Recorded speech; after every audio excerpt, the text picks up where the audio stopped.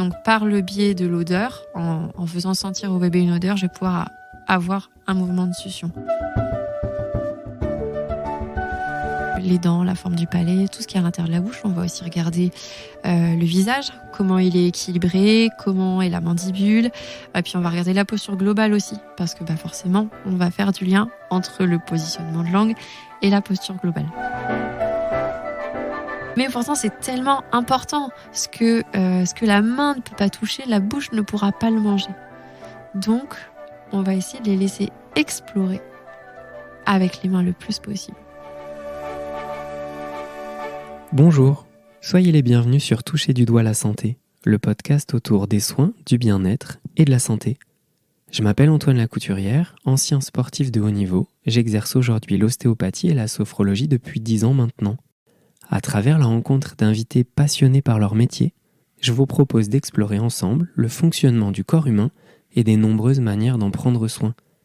Aujourd'hui, nous rencontrons Clémentine Courrèges, orthophoniste qui exerce ce métier à la fois au sein de l'hôpital mère-enfant et dans son cabinet en libéral. Nous verrons que l'orthophonie peut commencer dès les premiers jours de vie. Et oui! Après un moment de présentation, puis de définition, nous discuterons des liens existants entre la bouche et le reste du corps, de l'importance du placement de la langue et de la respiration dans la croissance du visage, des outils utilisés, notamment des 5 sens, et de notre intérêt commun pour la prévention, qui est trop souvent mise de côté. Enfin, nous profiterons des conseils de Clémentine, conseils applicables dans nos quotidiens, avec les enfants particulièrement, mais pas uniquement. Je profite de l'introduction de ce 3e épisode pour vous présenter une démarche qui m'a beaucoup plu, bien avant le lancement du podcast il y a quelques mois. C'est une démarche de prévention, d'éducation et d'embellissement d'espace, engagée dans le fait de participer à faire évoluer les consciences autour de la santé. Clémentine et son compagnon ont créé des affiches magnifiques et pleines de sens.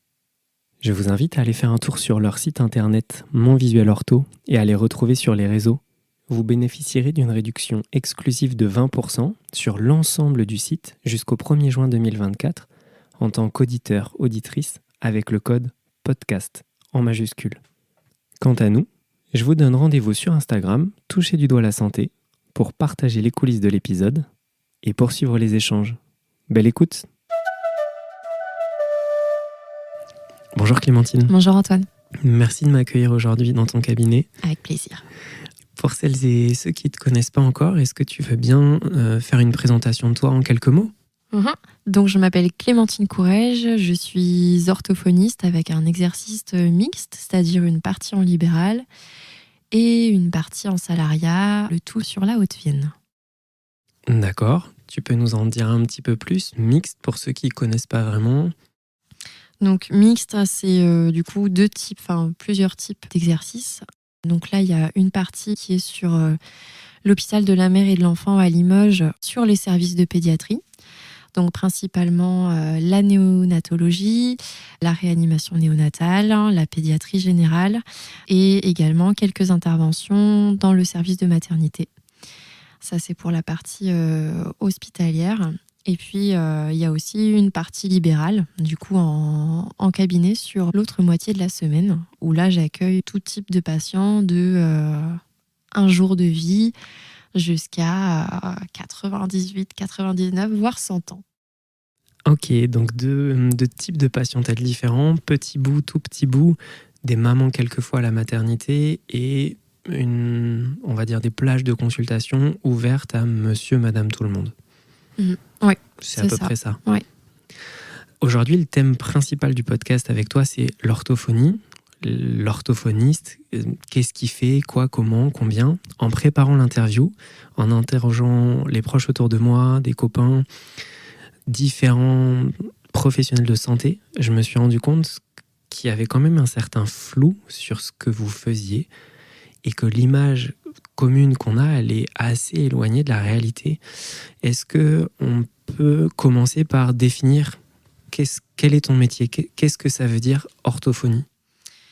Oui, en effet, je te rejoins totalement sur le fait que la plupart des personnes ont un regard assez stéréotypé en fait sur le métier d'orthophoniste, alors qu'on fait beaucoup plus de choses que ce que les gens ne pensent.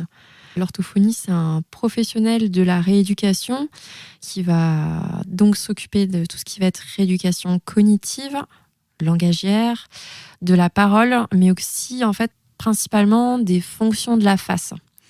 Donc j'entends par fonction de la face tout ce qui va être ventilation, respiration, phonation, articulation, mais qui va s'occuper de la mobilité et de l'efficacité de ces fonctions. Donc on est bien plus que juste phonation. Dans orthophonie, on entend ça. Là, tu nous parles de ventilation, tu nous parles de fonctions qui sont bien au-delà d'uniquement le langage. Si on fait un petit parallèle avec ton activité sur l'HME, l'hôpital de la mère et de l'enfant, le langage, il n'est pas encore là. Est-ce que tu veux bien nous parler de ces différentes approches que tu as entre le libéral au cabinet et ton activité hospitalière ? Tout à fait. Alors sur l'activité à l'hôpital de la mère et l'enfant, le langage n'est pas encore présent. Néanmoins, du coup, dans ce lieu d'exercice, ma fonction, ça va être de m'occuper des troubles de l'oralité et principalement, du coup, des difficultés de succion chez le nourrisson.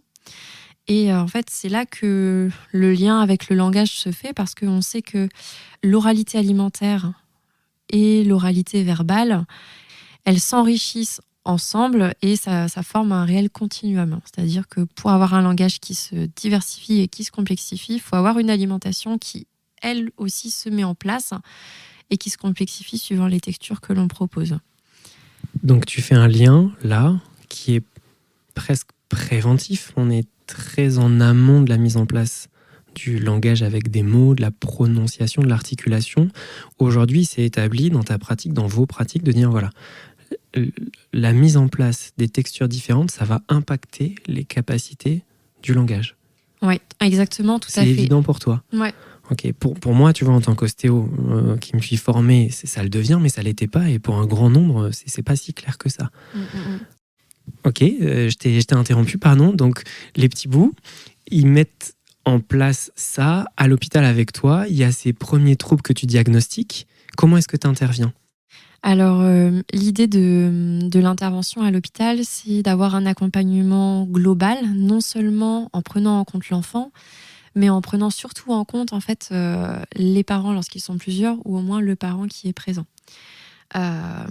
Et là, du coup, on va chercher à améliorer ou à remettre en place l'alimentation, puisque notamment en service de néonatologie, on a des enfants qui ne sont pas nourris par la bouche parce que trop prématurés ou parce que difficultés en lien avec la bouche.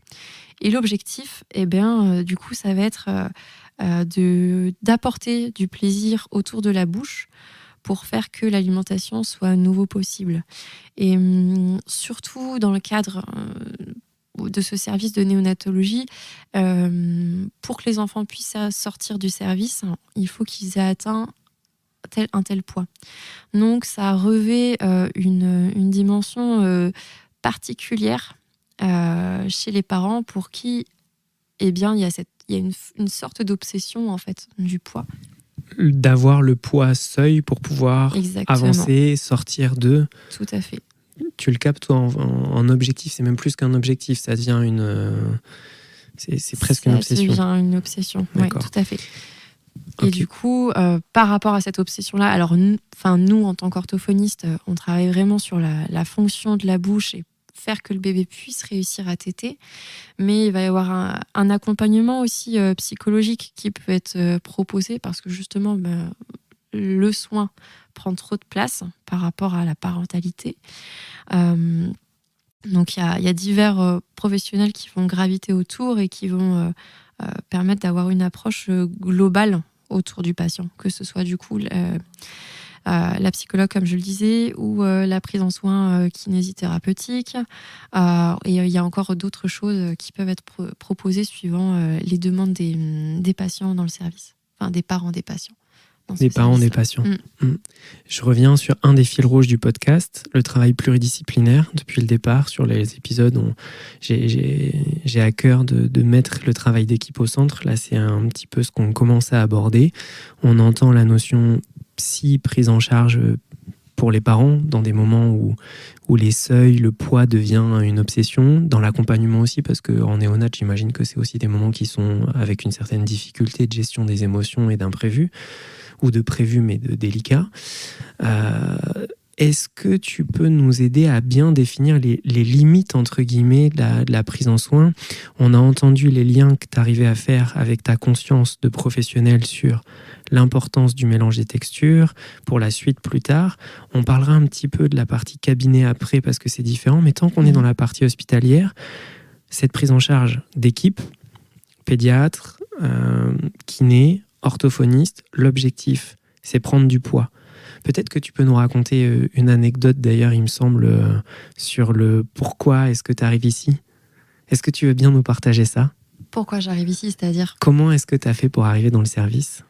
Alors, à la base, moi, j'ai été embauchée sur un autre service qui est un service en soins intensifs en neurologie.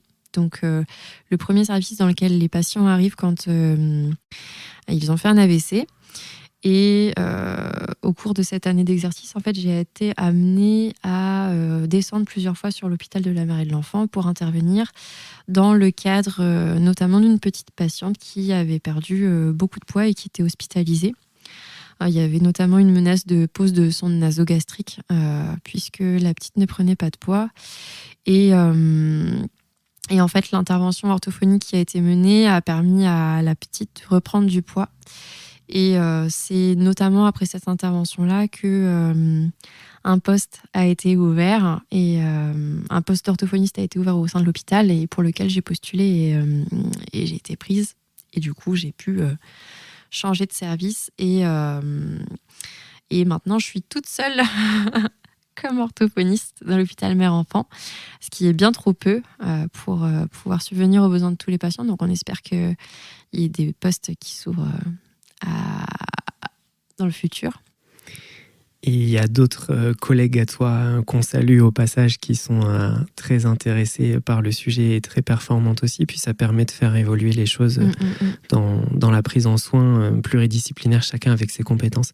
En tout cas, cette anecdote, je trouve qu'elle permet d'illustrer le fait qu'il y a un intérêt sur la fonction, c'est-à-dire le fait de réussir à faire prendre du poids. Toi, tu as un rôle. Et dans ce rôle-là, c'était intéressant pour moi aujourd'hui d'en parler parce que de commencer aussitôt, naïvement, je ne pensais pas que c'était de l'orthophonie. Pour moi, il y avait cette image, comme beaucoup d'auditeurs, auditrices, on est sur un secteur de développement ou de problème du langage.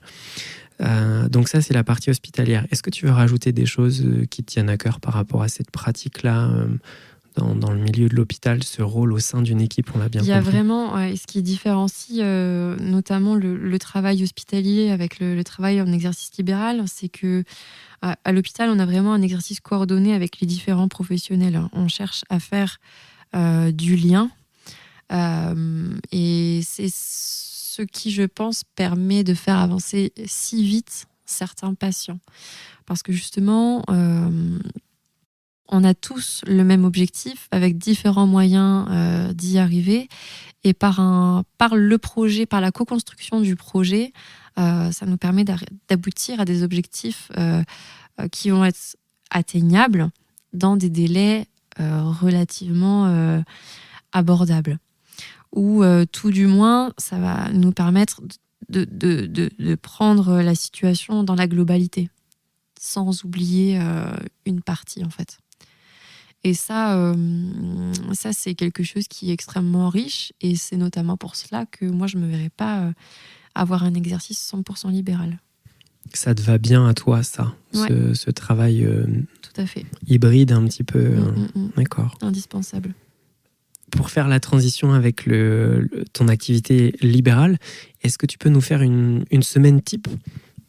Qu'on puisse se rendre compte un petit peu, s'imaginer dans ton quotidien d'orthophoniste qui rentre, qui ouvre son cabinet après avoir fait les staffs médicaux, après avoir vu les prises de sang, après avoir suivi les poids, après avoir été dans ce milieu-là très particulier de l'hôpital. T'arrives, le cabinet, chez toi, semaine type, journée type, comment ça se passe pour toi, Clémentine ? Eh bien, c'est totalement différent parce que pour le coup, la journée en libéral, elle est très rythmée par les horaires.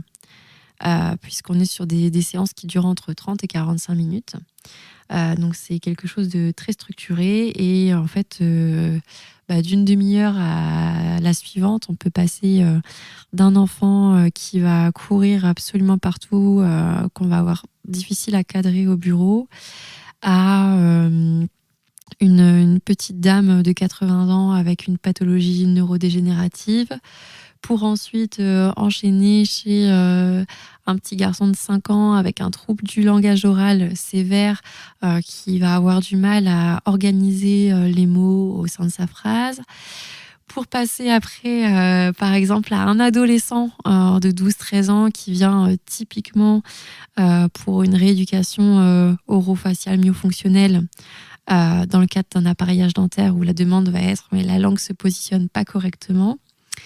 Et puis après, il y aura quand même des suivis en alimentation, que ce soit des bébés dans le cadre de difficultés de succion ou alors vraiment dans le cadre de troubles de l'oralité sur de l'alimentation solide.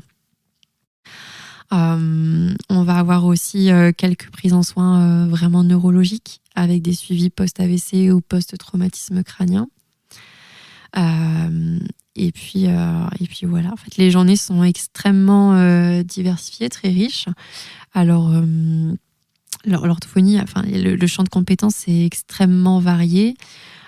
C'est parfois pas possible de recevoir absolument tous les patients pas parce qu'on ne le souhaite pas, mais parce qu'on n'est juste suffisamment pas assez formé et qu'à côté, il y a un collègue qui est mieux formé. Alors, plusieurs choses, Clémentine. La première, c'est waouh! Après ta semaine type, ta journée type, on se rend compte de la quantité de motifs différents de consultation, de tranches d'âge différentes. Et aussi, donc waouh! Et merci pour le côté humilité de tu maîtrises pas tout et il y a des collègues à toi qui ont des spécificités. Je crois que ça fait partie du bon sens de tous les soignants, de dire qu'on a des champs de compétences, des champs d'action et qu'on n'est pas au top du top sur tous les sujets. Est-ce qu'on peut le dire comme ça, qu'une des spécificités que tu as, toi, poussée, c'est la partie nouveau-né par rapport à d'autres qui sont sur d'autres secteurs? Est-ce qu'on peut le résumer comme ça? Oui, tout à fait. C'est une des particularités que j'ai par rapport à d'autres orthophonistes. La prise en soin des nourrissons, elle est relativement récente pour les orthophonistes. Enfin, en fait, ça pourrait se faire depuis des années, mais ça ne se fait que depuis très peu de temps et on est encore très peu formé à prendre en charge les bébés, bien qu'on soit formé à prendre en charge les fonctions de la bouche, les fonctions de la langue. Eh bien, en fait, c'est très peu. Le nouveau-né est relativement peu abordé en fait lors des études, ce qui fait, je pense, que en sortant directement des études, on se retrouve pas avec un bagage suffisant que pour pouvoir se dire, tiens, je vais recevoir des bébés et je me sens capable de le faire. Ouais. C'est un des points communs avec l'ostéopathie. Quand je t'entends parler de ça, il y a la partie théorique pendant les études. Et concrètement parlant, le fait de matériellement recevoir des bébés, des nourrissons, des parents sur des tranches d'études, c'est délicat et on a besoin de ces formations complémentaires après. En tout cas, ça vient éclaircir pour moi le fait que vous êtes aussi efficace très tôt, là où il y a quelques années, on est plusieurs à même pas penser à vous dans ces moments-là. Je reviens sur ta partie libérale. Si je synthétise un peu, tu vois, j'ai envie d'avoir une définition de l'orthophonie globale en dehors de la spécificité hospitalière. Comment est-ce que tu pourrais parler de cette zone de la bouche, mais pas que? Est-ce que tu pourrais faire une définition de ta pratique en quelques phrases? L'orthophoniste, qu'est-ce que tu fais concrètement? Moi, mon activité, donc, elle va plutôt être centrée sur la rééducation des fonctions de la face et des fonctions cognitives. Donc, fonctions cognitives, ça rejoint plutôt les pathologies neurologiques et neurodégénératives. Et par contre, lorsqu'on parle des fonctions de la face et notamment des fonctions orofaciales myofonctionnelles, Là, on va plutôt être dans la restauration d'une ventilation nasale chez les respirateurs oraux. Tout ce qui va être aussi le travail de positionnement lingual, donc acquérir une bonne position de langue au repos, ça c'est en lien avec la ventilation. Ça va être aussi ce qui va être mastication, articulation, phonation, parce que tous ces différents pôles en fait interagissent entre eux. Et à partir du moment où il y en a un qui est déséquilibré, ça va venir impacter non seulement les autres fonctions, mais aussi la forme des organes. C'est-à-dire que, et là je fais plus long que ce que tu m'as dit, mais c'est important, précise-nous la forme des organes. C'est-à-dire que la fonction, tu fais un lien entre la fonction et la forme, ça... Ouais, parce on t'écoute attentivement. On dit beaucoup que l'organe crée la fonction, mais en soi, la fonction, elle va créer la forme. Parce que normalement, la position physiologique de la langue, elle est au palais. D'accord ? C'est cette bonne position de la langue au palais qui permet au palais d'avoir la forme qu'il a, c'est-à-dire un palais relativement plat et assez élargi. Lorsque la langue, pour une raison quelconque, n'est pas correctement au palais et qu'elle est plutôt en bas, ou du moins qu'elle n'est mal placée dans la bouche, eh bien le palais, il va pas avoir la forme qu'il devrait avoir. On va avoir un palais qui va être plus étroit et creux. Et du coup, ça va impacter la forme du palais, mais pas que la forme du palais. Ça va aussi impacter tout le faciès, puisqu'en fait, ça ne va pas avoir permis de faire croître le nez. Donc on va se retrouver avec des petits visages, des toutes petites narines, et du coup on va être sur un cercle vicieux où la personne, elle va ventiler par la bouche, parce qu'en fait elle n'aura pas fait grandir son palais, qui n'aura pas fait grandir son nez. Et du coup c'est pour ça qu'en fait on est sur une sorte de cercle où chaque pôle interagit avec les autres. Et on ne peut pas s'occuper d'un pôle sans s'occuper des autres. Ah bon, comment ça ? Non, c'est une petite blague. Du coup, tu vas faire du lien entre tout ça. Hein. Là, Ouais. on rentre dans le cœur de l'intérêt pour moi aujourd'hui de l'épisode. C'est-à-dire qu'on a ces différents éléments qui sont imbriqués entre eux. Et on va pouvoir décortiquer un petit peu plus si tu veux bien, parce qu'il y a cette notion de la fonction qui amène la structure. En ostéopathie, c'est cher pour nous, c'est un des principes de l'ostéo, la structure gouverne la fonction, et l'inverse est vrai aussi. En tout cas, il y a un lien entre les deux. Tu donnes l'exemple du placement de la langue qui va aussi venir influencer, je pense aux orthodontistes, Oui, tout à fait. La forme et à la ventilation. Et ça, j'ai l'impression que c'est de plus en plus commun, qu'il y a vraiment un relais au grand public fait sur l'importance de ça. Malgré tout, ça m'intéresse de voir comment toi tu le décortiques. Donc tu prends conscience de ça, tes patients arrivent, ils viennent chez toi, diagnostic de respiration buccale, avec ce que tu viens de nous dresser comme tableau. Une fois que tu vois ça, qu'est-ce qui se passe ? Alors déjà, généralement, le patient, il arrive avec une... Alors, quand ils viennent dans ce type dans ce cas de difficulté, ils arrivent en me disant l'orthodontiste m'a dit de venir, je place mal ma langue. Ok. Un des prescripteurs, c'est orthodontiste. Ouais, tout à fait. D'accord. Et la plupart du temps, dans le cadre de vraiment d'un problème au niveau du placement de la langue, ça va être l'orthodontiste qui va avoir cette plainte-là. Et donc, quand on les reçoit là-dessus, donc on fait un bilan où on va aller répertorier chaque fonction. Et souvent, ils vont nous demander mais pourquoi tu me fais manger ? Pourquoi je suis en train de manger une madeleine ? Tu les fais manger. Exactement. Génial. Je les fais manger. Ouais, tout à fait. J'ai besoin de voir comment la langue elle se positionne quand ils mastiquent et surtout où ils en sont en fait dans leur étape de mastication. Parce qu'on a parfois des enfants, ou même des adolescents pour lesquels la mastication n'est pas en place. Parce qu'ils vont avoir une alimentation molle. Pas de pain, mais du pain de mie, que des choses molles. Pas trop. Ils aiment pas quand c'est trop dur. Donc oui, on va les faire manger, on va regarder comment ils ventilent, on va regarder comment ils articulent. On va aller regarder à l'intérieur de la bouche. On va regarder Donc les dents, la forme du palais, tout ce qui est à l'intérieur de la bouche. On va aussi regarder le visage, comment il est équilibré, comment est la mandibule. Et puis on va regarder la posture globale aussi, parce que forcément, on va faire du lien entre le positionnement de langue et la posture globale. À la fin du bilan, on résume. Moi, je résume rapidement aux parents tout ce que j'ai observé en essayant de commencer à expliquer les liens. Parce qu'au plus tôt on explique les liens et au plus tôt le patient prend conscience de en fait, il n'y a pas que ma langue, il y a aussi d'autres choses à travailler. C'est déjà du temps de gagner pour la suite de la rééducation et ça va permettre de nourrir la motivation du patient. Cette prise de conscience-là. Oui. Tout à fait. Pour moi, elle est indispensable à ma façon de travailler, c'est-à-dire que je passe beaucoup de temps à expliquer ce qui se passe dans la bouche du patient et comment ça devrait se passer pour apporter de l'amélioration. Tu veux dire, si je reformule pour être sûr de bien comprendre, que au moins au départ, dans la partie bilan, il y a une partie importante du temps que tu investis pour informer de l'état actuel. Bilan, j'observe que par rapport à la fonction physiologique de base, la respiration, tu leur expliques.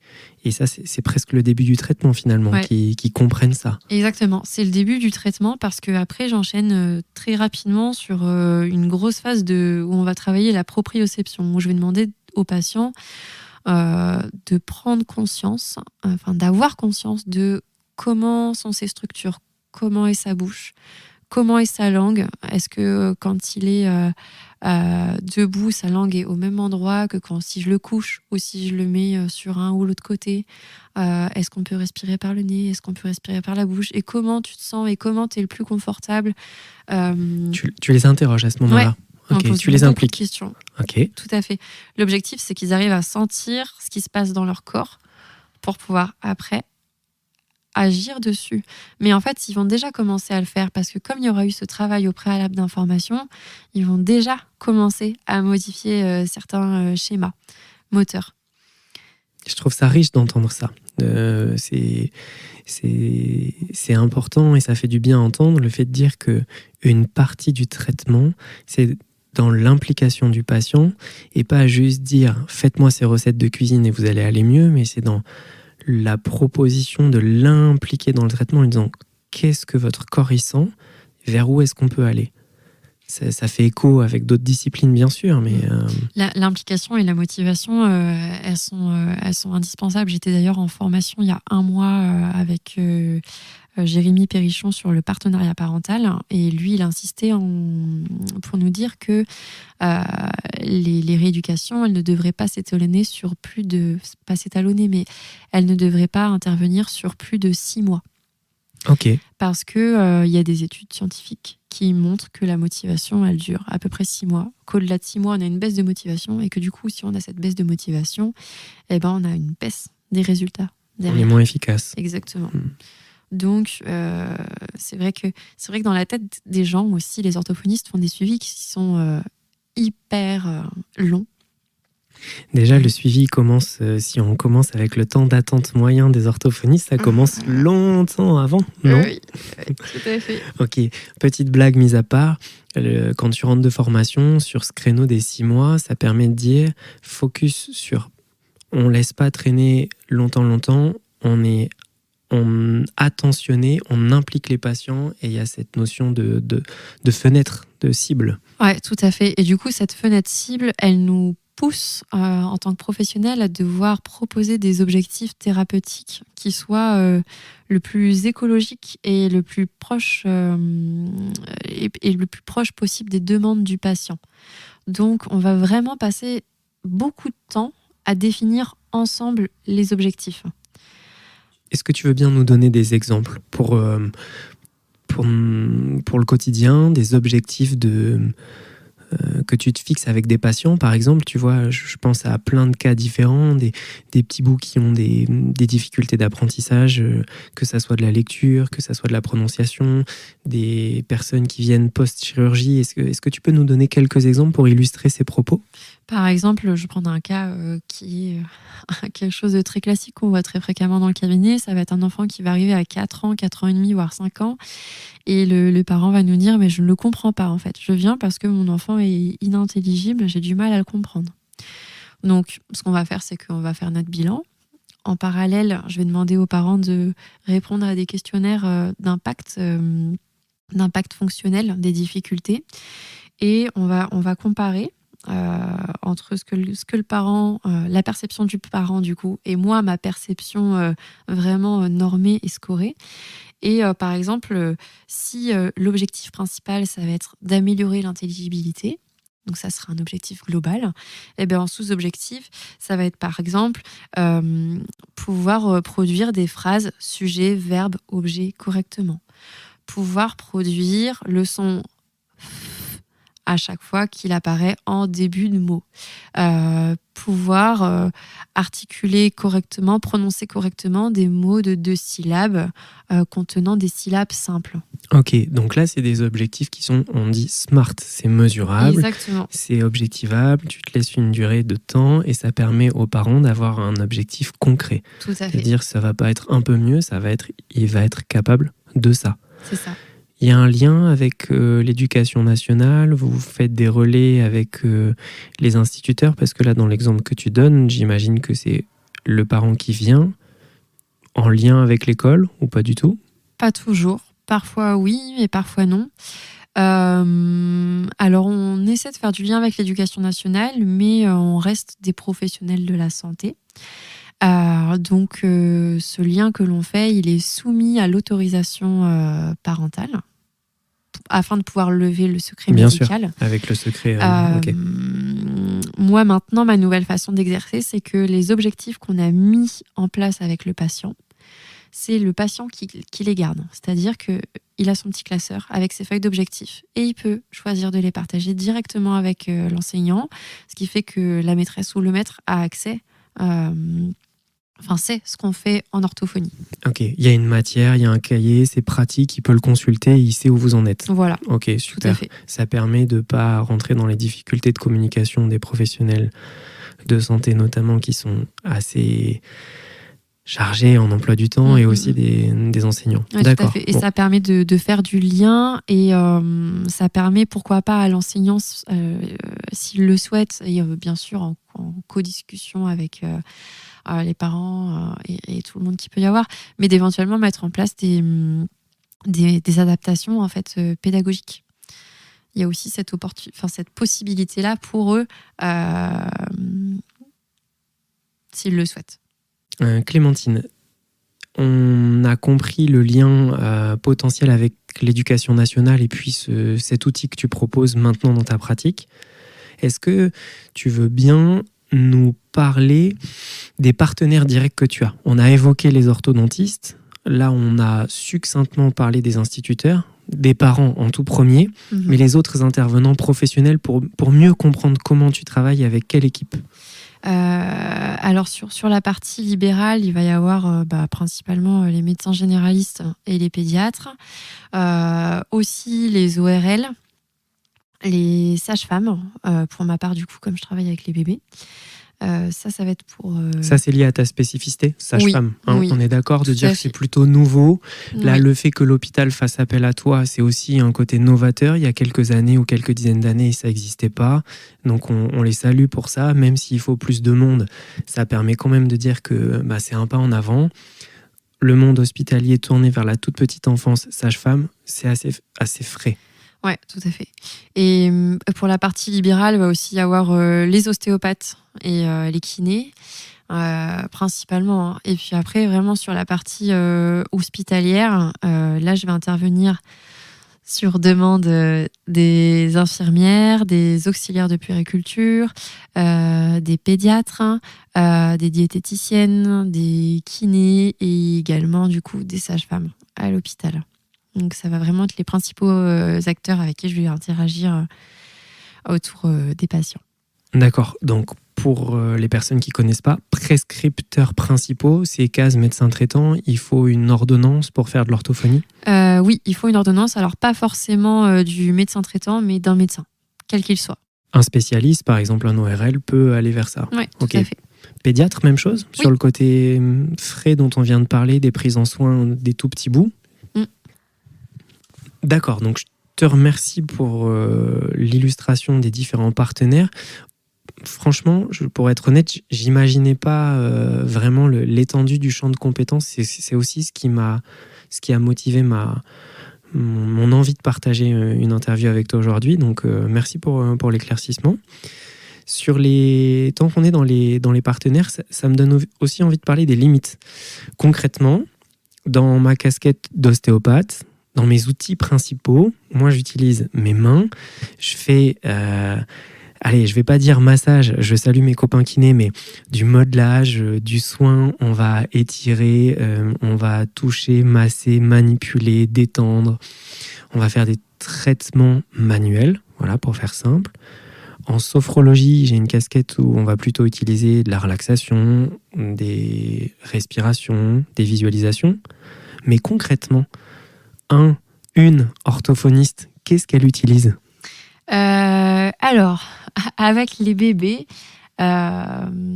l'objectif il va quasiment toujours être le même. Ça va être d'apporter du plaisir dans la bouche ou de remettre du plaisir dans la bouche et puis de travailler sur la mobilité de la langue, des joues, des lèvres principalement.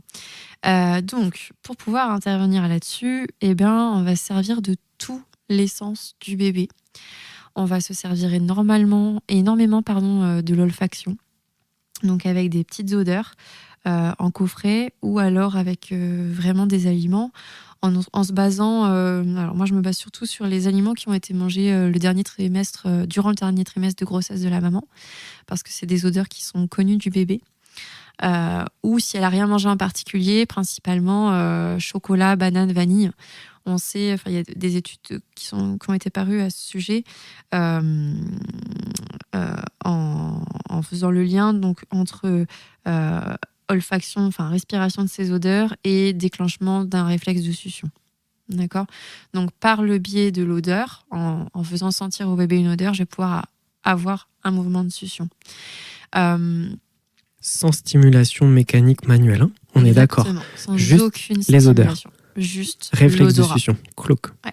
Ok. Exactement. Premier petit tips, là, c'est quand même quelque chose qui va être nouveau pour un certain nombre de personnes. Ok. Exactement. On va servir aussi, je vais me servir de pas mal de manipulations. Manipulation surtout dans la bouche, parce que l'objectif, ça va être de demander à la langue de se positionner à tel ou à tel autre endroit. Et en fait, ça va surtout être des manipulations qui vont s'appuyer sur les réflexes, puisque le nouveau-né, il n'est que réflexe. Et la succion, elle va se modifier en fonction des informations sensorielles que le nouveau-né va recevoir. Puisque une information sensorielle va déclencher une réponse motrice. De ce fait, pour, entre guillemets, modeler le schéma moteur dont j'ai besoin, je vais faire répéter à la langue, je vais donner à la langue plusieurs stimulations sensorielles qui vont créer le schéma moteur que je souhaite. Avec le résultat que tu cherches à obtenir. Ouais. Est-ce que tu veux bien nous donner un exemple pour illustrer ça ? Ouais. Par exemple, s'il te plaît. Je pense à ces bébés pour lesquels on va dire qu'ils ont une succion inverse, c'est-à-dire que on va avoir le biberon ou le sein ou la tétine qui va surtout sortir de la bouche, en fait, mais pas être aspirée. Généralement, on est dans des cas où la langue, elle fonctionne un peu à l'inverse. Et du coup, mon objectif, ça va être de remettre le mouvement à l'endroit. Donc d'abord de faire avancer la langue. Pour ça, par exemple, on va se servir du réflexe de Hooker et du réflexe de protrusion de langue. Donc en venant stimuler avec le doigt ou avec un autre outil, la bouche du bébé, ce qui va induire une ouverture de bouche. Puis, en venant toucher la pointe de la langue, ça va demander au bébé, par réflexe toujours, de sortir la langue. Donc là, on a ce mouvement vers l'avant. Et puis, à ce moment-là, en offrant le doigt ou la tétine, on attend une aspiration. Parce qu'on sait qu'à partir du moment où on a cette stimulation sur la langue, vraiment sur la ligne médiane, on va induire du coup une rétraction de la langue avec une aspiration derrière. Voilà, pour l'exemple que je peux te donner. Et, Merci. On va du coup servir du doigt. On va servir aussi de petits outils texturés pour offrir davantage de stimulation. On va se servir bien entendu de l'aspect gustatif aussi, en utilisant du lait maternel ou lait industriel à température ambiante ou froid, suivant ce qu'on va chercher comme réaction chez l'enfant. Donc là, on change de sens. On est sur sensorialité, mais on change de nerf crânien aussi. Ouais, Là, on exactement. est sur quand même 4-5 nerfs sur les 12 paires crâniennes, langue, informations sensorielles différentes. D'accord ? Du Ouais. chaud, du froid, Tout à des fait. textures. La vibration aussi, parfois. Quand on a des bébés qui sont très endormis, ou alors dans le cadre de pathologies neurologiques, en fait, dès la naissance, pour ces bébés ou pour ces bébés qui vont être hypotoniques, on va parfois se servir de la vibration pour apporter encore plus de stimulation. Et puis, on va aussi se servir de la vue, parce que moi, je vais avoir besoin que le bébé qu'il soit à l'aise au niveau de ses rotations de tête. Ça, c'est quelque chose qu'on teste. Là, on imagine derrière le micro Clémentine qui fait bouger la tête. Ok. C'est quelque chose, les rotations de tête, on va les tester. Alors, je les teste à mon niveau, hein. Je dis pas que je suis kiné ou ostéo, mais moi, ça m'intéresse juste de savoir si le bébé, il peut aller à gauche et à droite de manière symétrique, parce que je sais que potentiellement, si on est sur une rotation asymétrique ou une limitation, et bien du coup, tous les nerfs qui passent derrière la base du crâne, ils vont être un peu comprimés. Donc, on risque d'avoir des complications au niveau de la succion. Et pour demander au bébé de tourner la tête, on va se servir de petits outils visuels, des petites cartes contrastées, des petits jouets à faire passer. Voilà, encore sur un autre sens. Et Ça rajoute un nouvel outil dans ta boîte à outils. Là, on est dans de l'éducation, rééducation, un mélange des deux, j'ai l'impression, en t'écoutant. On a vu l'olfaction, on a vu gustatif avec le froid, le chaud, le lait, les autres goûts, textures. Et là, on rajoute le visuel. Peut-être du son aussi, j'imagine que tu les appelles. Bien sûr, on les appelle. On les appelle pour qu'ils se tournent du côté de la stimulation. Et surtout, moi j'interviens avec un bébé comme j'interviens avec un plus grand. C'est-à-dire que dès le moment où je rentre dans la chambre, je parle au bébé et je lui explique ce qu'on va faire. Je lui dis pourquoi je me présente, j'explique pourquoi je suis là, j'explique ce qu'on va faire et voir si je peux ou pas l'aider. Et avant chaque stimulation, avant chaque sollicitation, quelle qu'elle soit, je préviens le bébé. Et puis en fonction des réactions qu'il va y avoir, parfois on s'arrête parce qu'on voit qu'on a une situation où le bébé va se mettre en retrait. Confortable. Ouais, exactement. Et là, on sait que ok, d'accord, tu me montres que ça va pas, on s'arrête, on fait autrement. Donc oui, la voix, elle va être là tout le temps, mais tout le temps, bien entendu. Pour une orthophoniste. Ouais, c'est vrai. Ça me permet de mieux visualiser ton travail sur l'utilisation de cette sensorialité, sur aussi le fait qu'on ait un champ de compétences commun en tant qu'ostéo, sur l'évaluation de la mobilité. Et c'est quelque chose qui est important pour nous, bien sûr. Cette mobilité du crâne, des cervicales, ça va un petit peu plus loin que juste la bouche, alors ça me rassure. Ouais, et au final, c'est pas que la bouche. On est vraiment du sommet de la tête jusqu'au diaphragme. Jusqu'au diaphragme. Jusqu'au diaphragme, parce que du coup, il y a la respiration et qu'on va aussi travailler sur le diaphragme. Un mot magique en ostéopathie, en sophrologie, en chant, en plein d'autres choses. Comment est-ce que tu vois le diaphragme ? Comment est-ce que tu l'utilises ? Comment est-ce qu'il vient dans ton quotidien ? Pars comme tu veux, mais parle-nous de ce diaphragme en orthophonie. On est loin de la bouche, là. Ouais, on est loin de la bouche et pourtant, on est tellement relié à la bouche. Parce que, au final, quand on va avoir une restriction de mobilité au niveau diaphragmatique, on va forcément retrouver des tensions après, que ce soit au niveau du sternocléido-mastoïdien, ou alors vraiment au niveau de la mandibule. On peut retrouver aussi des serrages dentaires et du bruxisme. Et puis vraiment sur l'aspect ventilation, du coup, ce manque d'amplitude, il va créer un inconfort chez les personnes.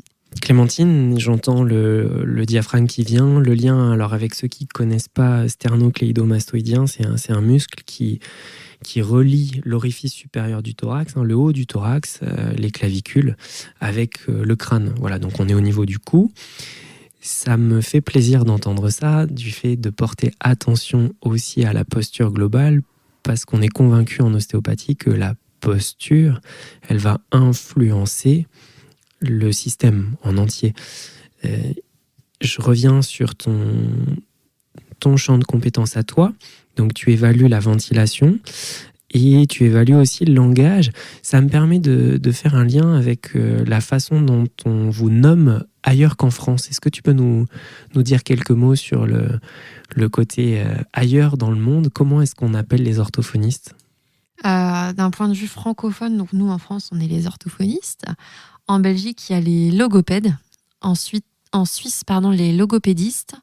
Et le terme anglophone qui est retenu et qu'on retrouve dans la littérature, c'est Speech and Language Therapist ou juste Speech Therapist. Et tu vois, en t'écoutant parler du diaphragme, je trouve que c'est vraiment réducteur ce terme-là. Tout à fait. Ce sont des compétences qui ne transparaissent pas dans ces mots puisque c'est réducteur. On est là que sur langage et parole. Alors qu'au final, quand on regarde notre nomenclature, elle est bien plus large que juste langage et parole. Ça fait partie, en préparant l'interview, des choses où je me suis dit, tiens, c'est étonnant, le nom induit une limitation importante. L'évaluation de la respiration, tu parles de ventilation, donc le mouvement respiratoire avec le diaphragme dont on était en train de parler, c'est ça le lien. On n'est vraiment pas que dans la parole et le discours, le langage. Ouais. Est-ce que tu peux nous donner une idée, en pourcentage approximatif, des motifs de consultation aujourd'hui ? Les petits bouts qui viennent te voir à l'hôpital, je les exclus. On ne parle pas des bébés qui occupent une partie. Je parle en libéral. Allez voir une orthophoniste. Majorité du temps. Alors la grande partie du temps, on a soit une plainte en langage oral, soit une plainte en langage écrit. C'est vraiment les deux motifs qui reviennent le plus souvent. Donc langage écrit, ça va être tout ce qui va être lecture, écriture, orthographe, suspicion de dyslexie, dysorthographie, etc. Pour le côté langage oral, ça va être mon enfant, il a du mal à comprendre les phrases, ou alors quand il s'exprime, il met pas les mots dans le bon ordre. Je ne comprends rien en fait. Il me dit un mot, mais ça se dit pas du tout comme ça. C'est l'exemple que tu nous donnais tout à l'heure avec le fait d'avoir du mal à comprendre ce petit bout, cette petite loupe de 4 ans, 4 ans et demi, 5 ans, avec la difficulté de compréhension. Oui, tout à fait. Là, on est sur les motifs principaux. Ouais, c'est les deux motifs qui reviennent le plus souvent. Après, il y a aussi une grosse partie en handicap. Donc, que ce soit, par exemple, dans le cadre d'une trisomie ou d'un syndrome quelconque. Ça, c'est une grosse partie. On va avoir tout ce qui va être trouble du neurodéveloppement. Donc, autisme, trouble... après, il va y avoir trouble du langage oral. Et puis, d'un point de vue plutôt sur la sphère ORL, il va y avoir tout ce qui va être les cancers au niveau de la bouche. Tout ce qui va être neuro. Là, après, on rentre sur des choses qui sont moins fréquentes. Ouais, en t'observant parler, on sent que tu cherches un peu plus. Ça arrive, des chirurgies particulières, complexes, mais c'est à la marge. Donc, finalement, le terme anglo-saxon qui parle de discours, de langage, il correspond à la majorité des consultations. Oui, tout à fait. Et il y a d'ailleurs des orthophonistes qui ne font que langage oral, langage écrit.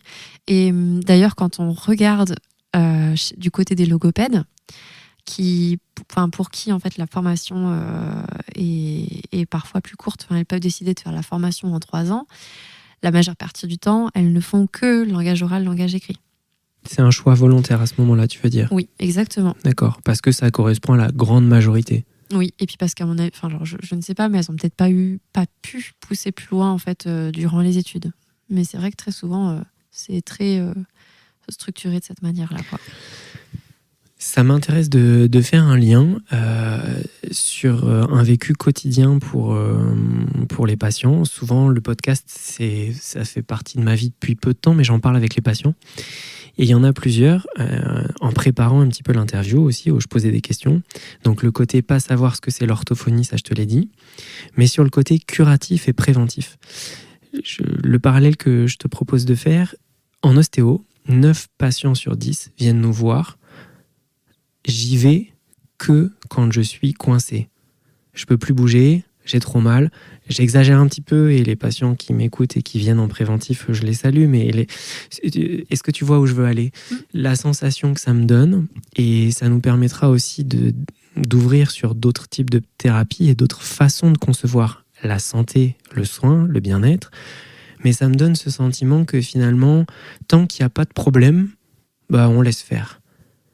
Et j'ai l'impression que c'est aussi un petit peu comme ça pour vous les orthophonistes. Oui, tout à fait. Il y a encore d'ailleurs beaucoup de professionnels médicaux qui disent ils parlent pas, vous n'allez pas déjà aller chez l'orthophoniste, ça sert à rien. Ça, c'est encore un discours qu'on entend dans la bouche de beaucoup de médecins. Alors qu'on sait qu'en plus, plus on prend les choses de bonne heure, au mieux l'accompagnement se fait et au plus on arrive à mettre en place d'adaptations qui soient bénéfiques pour le patient. Donc, tout à fait, nous, on est souvent appelés dans un but curatif, alors que la prévention fait totalement partie de nos missions. Donc, c'est vrai qu'on en fait parfois dans quelques cas, et je pense principalement au suivi, moi, que je fais en termes d'oralité alimentaire, où là, on fait de la prévention vraiment sur ce que les parents peuvent mettre en place pour éviter de créer, par exemple, des dystimulations orales, c'est-à-dire de créer un sentiment un peu négatif autour de la bouche. Voilà, des choses qu'on peut essayer de, par exemple, c'est typiquement ce qu'on va... moi, quand je vais demander aux parents, quand ils ont introduit la cuillère, de retirer la cuillère toute droite de la bouche du bébé, d'aller éviter de racler la cuillère, comme on a tous tendance à le faire, sur la gencive du bébé. Ok, ça c'est intéressant. 10 stimulations, 10 troubles de la stimulation problématiques, gênes. Et l'exemple que tu donnes, il est fréquent, de dire on vient racler, c'est plus facile, on en met moins partout, et hop, ça informe le système comme un inconfort, une gêne. Exactement, c'est pas agréable. Donc là, tu fais de la prévention. Exactement. C'est-à-dire qu'à ce moment-là, pour dans ta moi, partie... ça rentre dans la prévention. Génial. Ouais, tout à fait. Ok, super. Donc c'est surtout par le biais de petits conseils comme ça. Alors après, il y a des orthophonistes il y a des associations qui se font sur des groupes de langage ou ce genre de choses. Moi, c'est vrai que d'un point de vue prévention, avec mon conjoint, on a créé un petit site internet qui s'appelle Mon Visuel Ortho et qui présente en fait des affiches sur des thématiques orthophoniques, affiches qui vont être à but de décorer les cabinets, mais aussi justement de donner de l'information et de faire de la prévention sur des choses qu'on peut rencontrer fréquemment dans le cabinet. Donc ça fait c'est aussi un petit pas justement sur cet aspect prévention dans le métier. J'entends plusieurs choses là-dedans. La première, c'est que vous êtes souvent des passionnés dans les associations, qui à ce côté-là, on le ressent dans les discussions, dans les réunions, et puis aussi engagés. Et je vous invite, les auditeurs, les auditrices, à aller faire un tour sur Mon Visuel Ortho, à la fois parce qu'on a grand besoin d'esthétique dans nos salles d'attente, que régulièrement, je ne sais pas si vous prenez quelques instants, pour revisiter les salles d'attente des soignants que vous consultez. Allez-y. Et régulièrement, quand même, les salles d'attente sont, je vais dire, perfectibles en termes d'ambiance. Et il y a un certain nombre d'affiches, et ces affiches-là, elles sont à la fois esthétiques, et elles ont aussi vraiment une visée de sensibilisation et d'éducation sur différentes thématiques.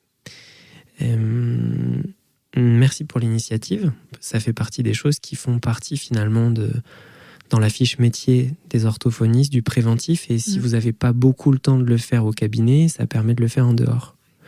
Ça fait un nouveau lien avec moi vraiment pour les choses qui m'animent en ce moment.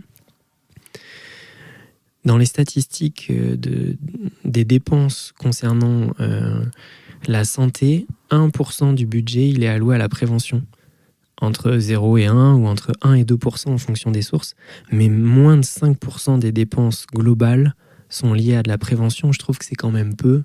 On est beaucoup dans du curatif et je me demandais, j'étais content de pouvoir échanger avec toi sur comment est-ce qu'on peut agir en amont, prévenir en fait. Comment est-ce qu'on peut prévenir et ça me donne la sensation qu'informer dès la maternité, ça fait partie des choses qui arrivent, qui sont plutôt nouvelles et qui vont dans ce sens-là.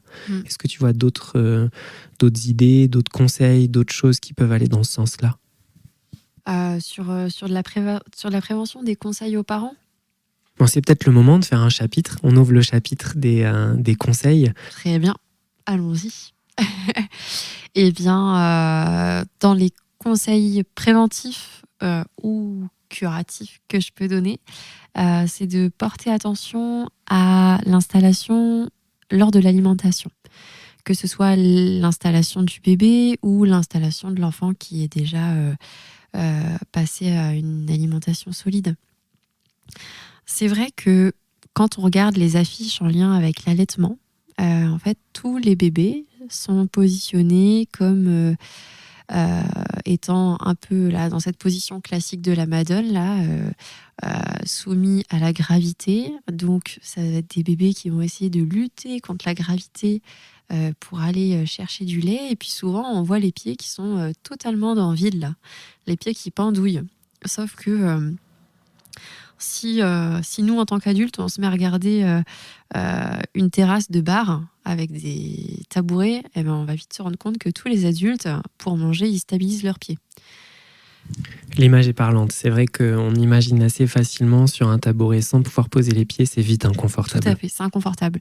Et ce non-maintien des pieds, il va être inconfortable aussi pour le nouveau-né et aussi, et encore plus pour le petit enfant là, qui est au moment de la découverte alimentaire, de l'exploration alimentaire, puisqu'il va avoir 15 000 autres choses à gérer que de devoir en plus gérer son équilibre lorsqu'il mange. Donc, vraiment, un des premiers conseils de base qu'on va donner, c'est stabiliser les pieds. Permettre une structure qui permet d'avoir les pieds posés. Un tout petit bout à l'été, on vient mettre un support, une main.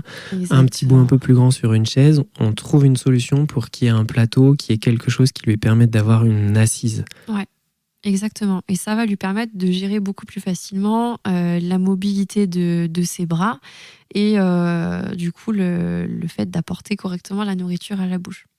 C'est l'aider un peu plus dans son apprentissage.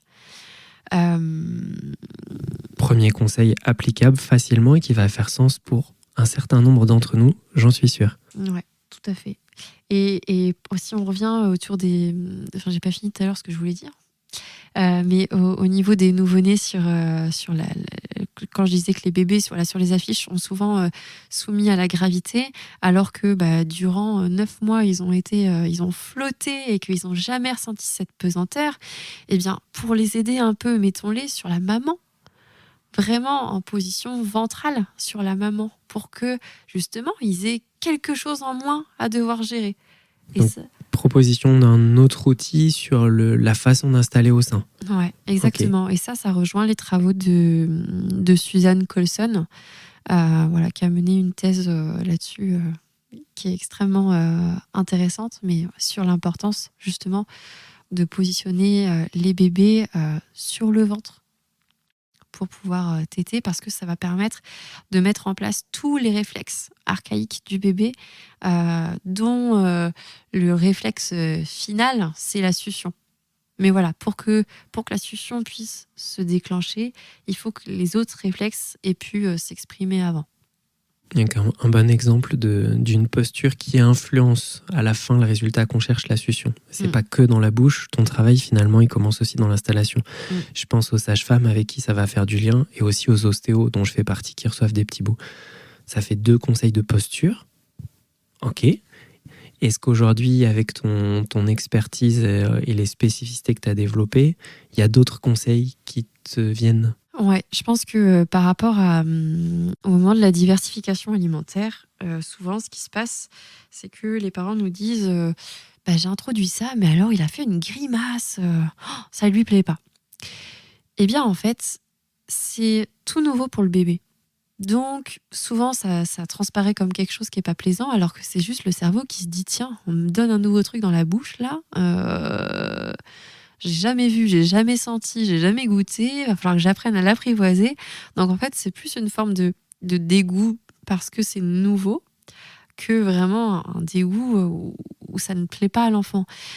Il faut au moins une dizaine de présentations avant de savoir si on aime un aliment. Donc, lorsque l'enfant vous fait cette mimique là de ça me plaît pas, reproposez derrière. Offrez la possibilité à l'enfant de pouvoir justement pouvoir l'aimer. Parce que ce qui est sûr, c'est que si vous ne le représentez pas, ça ne pourra pas changer. D'accord, on entend la répétition et puis cette espèce de dégoût qui est plus une surprise, étonnement que vraiment un dégoût viscéral de j'en veux pas, c'est pas pour moi. Ouais, tout à fait. Et donc tu invites les parents à proposer plusieurs fois, ouais. En étant confortable, avec la cuillère qu'on place délicatement, qu'on retire droit, si c'est pas une diversification menée par l'enfant par exemple, ou qu'il n'y a pas cette notion de main directe, d'être attentif aux outils. Ça fait plusieurs conseils déjà là. Autre chose que tu as envie de rajouter ? J'ai envie de dire que c'est l'adulte qui doit créer l'environnement propice à l'expérience. C'est l'adulte qui doit créer l'environnement propice à l'expérience. Oui, exactement. Ça veut dire que du coup, c'est l'adulte qui va mettre les conditions pour que l'enfant puisse explorer. Si l'adulte, il propose sa cuillère, là, mais qu'il ne faut surtout pas que l'enfant en mette partout, il ne faut surtout pas qu'il le touche, il ne faut surtout pas que ça tombe par terre, eh bien, en fait, ça va mettre une limite aux expérimentations possibles de l'enfant. Une limite et une contrainte aussi. Une limite et une contrainte, tout à fait. Alors, on sait que ça demande beaucoup d'énergie quand ils sont tout petits, là, au moment de la diversification alimentaire, et qu'ils en mettent partout, et que c'est fatigant parce qu'il faut nettoyer, et tout ça, qu'on n'aime pas que c'est sale. Tu veux dire nettoyer entre les doigts, sur la chaise, sur la nappe, sur le pantalon de papa, sur le chemisier de maman, par terre, sur les petits frères, sur les copains, partout, quoi. Exactement. Okay. Mais pourtant, c'est tellement important. Ce que la main ne peut pas toucher, la bouche ne pourra pas le manger. Donc, on va essayer de les laisser explorer avec les mains le plus possible. Alors ça, ce que tu viens de dire, ça fait tilt pour moi. Ce que la main ne peut pas toucher, la bouche ne pourra pas l'explorer. Ouais, surtout quand ils sont petits. Alors après, quand ils sont plus grands, on est sur autre chose. Mais ça, voilà, petit, c'est important. Quand, imagine, tu vas dans un pays, je sais pas, tu vas un pays où tu n'as jamais été, avec des traditions culinaires qui sont... les leurs différentes. Exactement. On te sert devant toi une assiette, je sais pas, avec des criquets ou un truc qui, déjà, où visuellement, c'est moyen. Généralement, tu vas pas prendre le truc et le mettre directement dans ta bouche. Tu vas regarder l'assiette, peut-être tourner l'assiette pour voir à quoi ça ressemble de tous les côtés, peut-être prendre ta fourchette et puis... essayer de le bouger, voir comment ça bouge. Exactement, parce qu'en fait, en faisant ça, ça va te donner des informations sur la texture. Du coup, inconsciemment, ta langue, ton cerveau va dire à ta langue, pour gérer cette texture-là dans ta bouche, la langue, elle va devoir faire tel ou tel mouvement. Tu vois ? Et puis, une fois que tu l'auras touché, tu vas peut-être le renifler un petit coup, parce que... un autre sens. Exactement. Et puis, une fois que tu l'auras senti, peut-être que tu vas juste en prendre un tout petit morceau et le poser sur tes lèvres. Et puis, une fois que sur les lèvres, tu te dis, bon, c'est OK, tu vas peut-être le mettre sur ta langue. Puis, tu oseras peut-être le croquer. Alors, peut-être que tu le cracheras, peut-être que tu l'avaleras. Mais il y a plein d'étapes comme ça. Et quand on est tout petit, vraiment, sur les moments de la diversification, laisser toucher l'enfant, ça va être ultra important. Et ça va conditionner, en fait. On entend bien ton invitation et le lien avec l'adulte qui crée l'environnement, dans un premier temps, l'environnement de permettre ça, et du lien avec la main et la langue. C'est étonnant de synchronicité, cette partie-là de l'interview qui n'était pas préparée sur le lien langue-main. C'est vrai, ça. Je suis abonné à une revue qui s'appelle Cerveau et Psycho. Je ne sais pas si tu connais. Non. C'est une revue de vulgarisation scientifique. L'étude en question dont je vais vous parler, je crois que le titre de l'étude, c'est le lien entre la main et la langue, entre le développement de ce qui se passe dans la main et la motricité de la langue.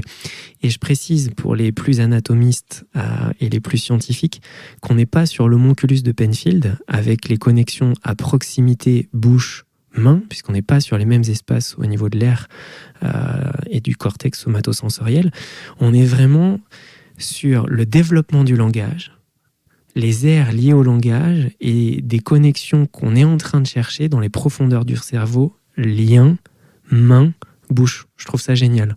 Ouais, et pour rebondir sur ce que tu dis, en fait, moi, quand j'explique, sur les quelques formations que j'ai pu donner, justement, le lien main-bouche, c'est que la bouche, elle possède exactement les mêmes récepteurs sensoriels que la main.